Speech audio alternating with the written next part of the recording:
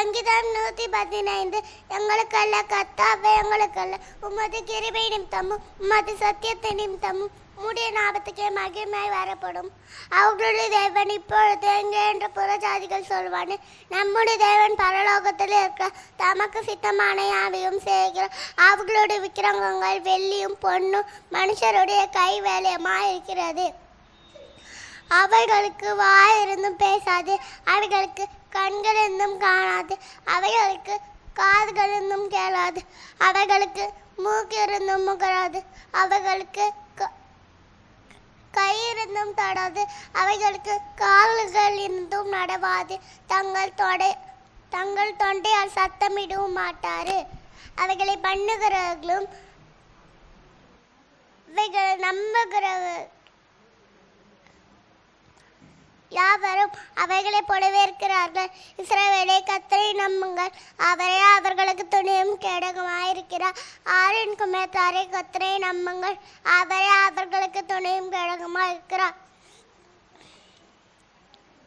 கர்த்தருக்கு பயப்படுவதை கர்த்தரை நம்புங்கள், அவரே அவர்களுக்கு துணையும் கேடகமாயிருக்கிறார்.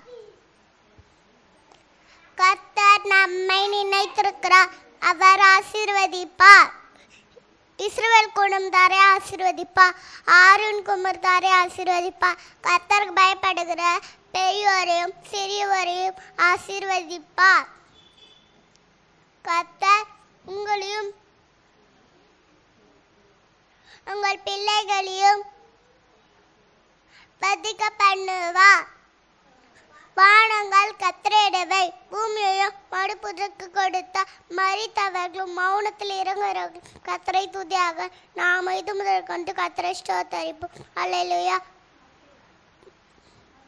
மத்தேயு 6:8 பரமண்டல இருக்கிற பிதாவே, உம் நாம் பரிசுத்தப்படுவதாக, உம் ராஜ்யம் வருவதாக, உம் சித்தம் பரமண்டல இருக்கிற போல பூமி செயல்படுவதாக.